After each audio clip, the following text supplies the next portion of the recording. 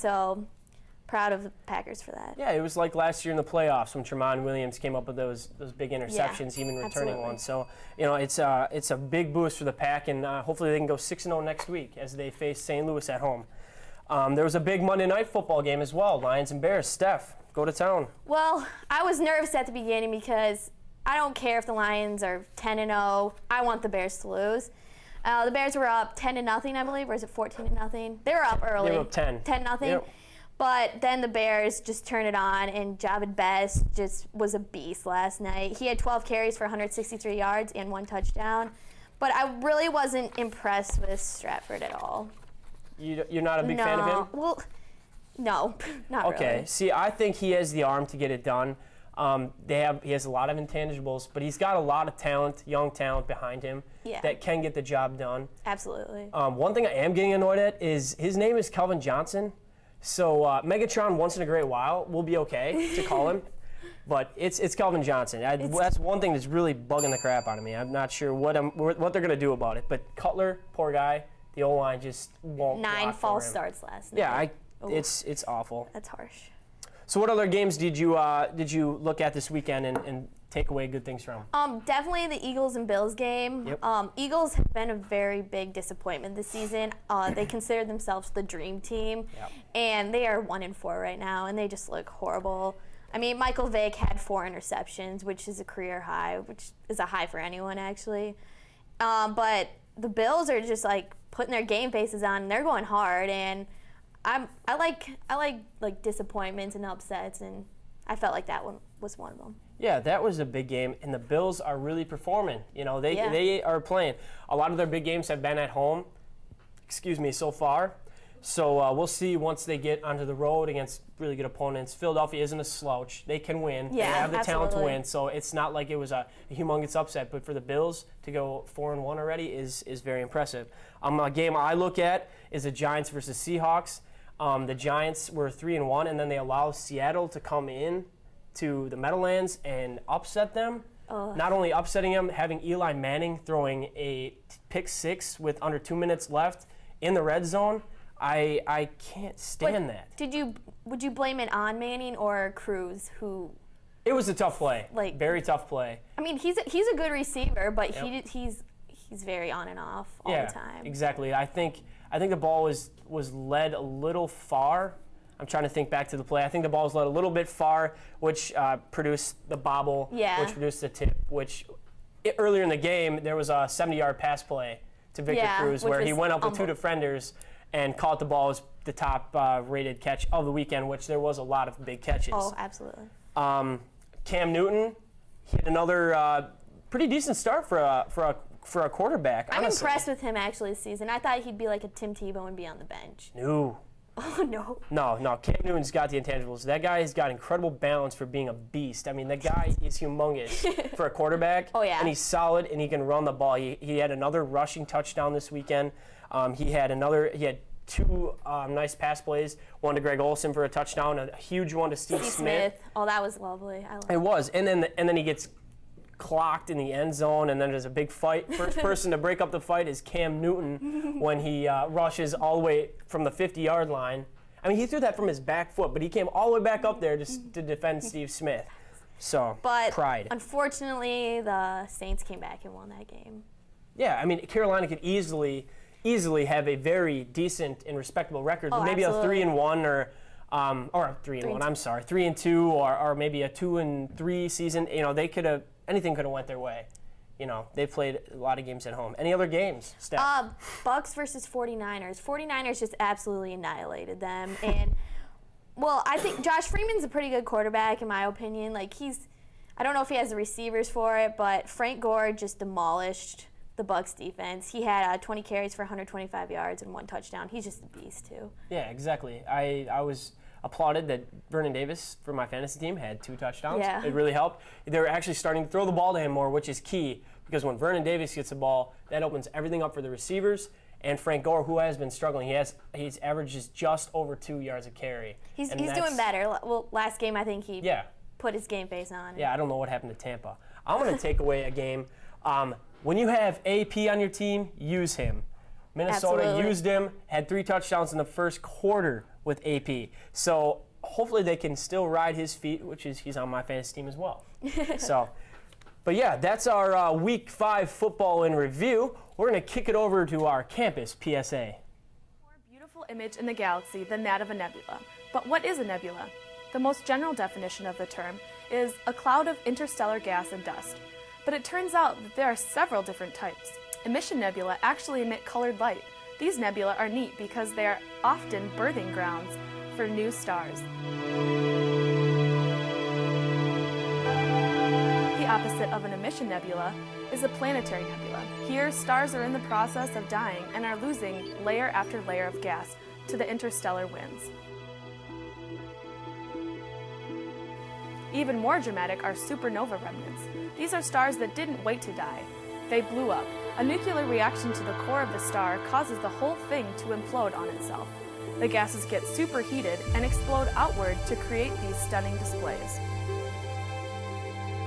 Reflection nebula are a completely different story. These formations are made up of dust clouds that are fine enough to reflect starlight. Perhaps the most striking nebula are dark nebulas. Dark nebula are clouds of dust and rock and interstellar junk that block the light behind them.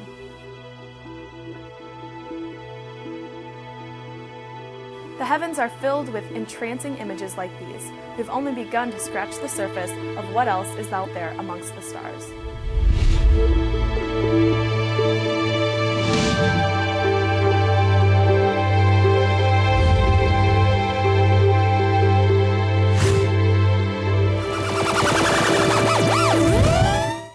Now transferring from NFL to college football, You bet. we are talking about BCS top 5, our personal top 5. Yeah, what do you exactly. got, Chance? Well, let's see. AP came out. They still have LSU, Alabama, Oklahoma, Wisconsin, and Boise State. My top 5, LSU. I'm so impressed with their defense, and they have a solid run game. Hopefully they can figure out their quarterback duo with Jefferson and Lee. I got Oklahoma. They've played tough games. The at Florida State one is looking very weak now. So I guess we'll see how that one pans out, but they crushed Texas in a rivalry game on a neutral field. So they deserve that spot. Wisconsin, actually, I have above Alabama. I'm a big fan. Their offense is explosive. Alabama at 4, of course. They're getting the job done. Trent Richardson is a total beast this year so far. And I got Boise State. I like Boise State. Kellen Moore is a true leader. He's got the stats to back it up. So I guess we'll see where they go. Steph? All right, I have Oklahoma at number 1 just because they demolished Texas, and that was just embarrassing for Texas. It was horrible. Then I have LSU just because their passing's not very well good. They're ranked 100th in the nation. But they also, LSU and Alabama will be playing soon, so that's a game to watch for. Then third, I have Alabama. They have very good rushing with Trent Richardson, and I love that. 4, I have Wisconsin. And 5, Stanford because of Luck, Andrew Luck. Yeah, see, now the Alabama thing, they're going to run into very good defenses. Absolutely. So I'm not sure how well their offense will match up. Like at LSU, they're so good. They're so tough. So I think one of them 2 teams is going to lose. I think it'll be Alabama. That's why I put them up below Wisconsin, for the fact that Wisconsin does have not a favorable schedule. They do have to go to Ohio State. They have to go to Michigan State. They have Illinois. They do have Illinois. So honestly, are they winnable games for Wisconsin? Of course they are. Can Alabama beat LSU? Of course they can. Will they? I'm not sure if Alabama even has the defense to compete with the LSU's offense. Yeah, if they can get it figured out, LSU is almost going to be unstoppable in my eyes. That's my opinion. There's 100,000 different opinions out there. LSU's actually still, they don't know who their quarterback is yet. Yeah, right. which frustrates me. There's a lot of teams out there that have that same debacle. They need to get stuff figured out. Absolutely. With the BSCS top 5, how about the Heisman hopefuls? I'm sorry. A little word slur there. All right, I got number 1. I got Russell Wilson. He's just amazing. I love Russell Wilson. He has 13 touchdowns and 1 interception this season, and he's rushed 22 attempts for 140 yards and 2 touchdowns. Second, I have Andrew Luck. I think he's going to make it in the NFL better than Russell Wilson will because he stands higher in the pocket and he's just a better quarterback. 3, I have LaMichael James. He's a little guy, but he gets the job done. He has 95 carries for 852 yards. Then I have Trent Richardson, Denard Robinson, which is questionable with him and Robert Griffin III. Okay. I'm only going to go with my top two. I think this trophy is Andrew Luck's to lose. So, honestly, if he goes undefeated, there's no way, I don't think, that anybody can take one. Russell Wilson, I believe, in my eyes, no bias intended, that he is right behind him with his rushing game and his passing game and how well Wisconsin has already done this year. So, well, we're going to kick it from the gridiron over to the hard courts where the Minnesota Lynx swept the Atlanta Dream 3-0 in the WNBA playoffs. Steph, kick it. Go to town, girl. WNBA is not my forte, but congratulations to Minnesota for winning in anything. Maya Moore, that's the only player I know of. She went 6 for 9 and had 15 points, 7 rebounds. Augustus got the MVP. She had 16 points the final game. But other than that, I really don't care about this at all. I am going to give some props to Gino Auriemma for producing such talented basketball players. If only Bo Ryan and the Badgers could recruit like Gino, they could have solid NBA players. They scuffle a little bit, but yeah, Maya Moore, who was projected Rookie of the Year in the WNBA, fully deserved. Now with a national title, WNBA championship, that probably will solidify it. Yeah. So from the women to the men, Steph, talk about the lockout a little bit. Honestly, I really don't care for NBA that much either. I'd rather see some college basketball going on. But the first 2 weeks of the season are canceled already, and I really don't see they're making a compromise anytime soon. No, and they were talking today how they are very, very, very far apart in their decisions. What were the key decisions, like pay percentages?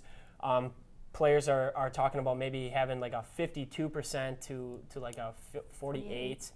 With the players, but that's still talking. That might be as low as they go. Contract extensions, whether they are going to start from scratch with contracts or if they're going to kind of rebuild from their previous contract. What was the other one? Taxes on revenue, how much money they're actually going to take out of the profit that teams make in a year. So it's all in all, money is humongous in their decisions. So. Which is pathetic because they make enough money as it is. Both of them do. Yeah. Like, stop complaining. And and what I think a lot of it is what people spend it on.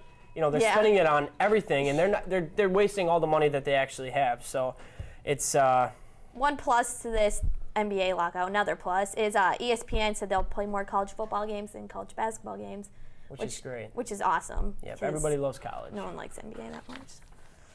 All right. FaceTime, here it goes.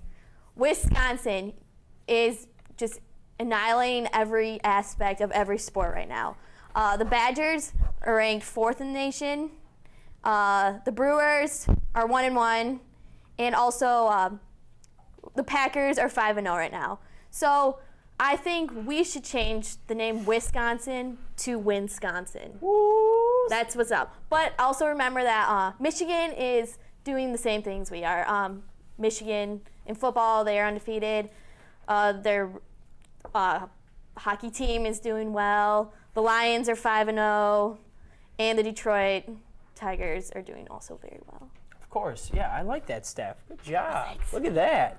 I'm just going to talk a little bit about the conference switches in college football, actually just all of college sports, because they affect every sport. TCU has now committed to the Big 12 this past week. So that's another shakeup after Texas A&M left the SEC. Pittsburgh, Syracuse, they're now in the ACC starting next year. That's going to build their basketball way up. That's going to be a very hard conference. It's going to be very tough. Big East now, and it's not like they don't have. It's not like they're going to be suffering, but they're probably not going to be as good as the ACC, who is always a dominant powerhouse. Texas, I heard, and them and Oklahoma were in consideration of maybe going to the Pac-12. Pac-12 is looking for either a 14 or a 16-team league, which is nuts. That's too much switching around. And then, of course, like the Nebraska thing, they came to the Big Ten, but we showed them who was boss this past weekend at Camp Randall. A lot of it, I think, is money. They stress money as a bad thing a lot of times in college football and in college sports, giving money to players when, honest to God, the money that people are going for like for television and everything like that, and sponsorships are so big, and I just don't understand why they're pressing so much on the money aspect. But well, it was a good day. Oh yeah. Good day.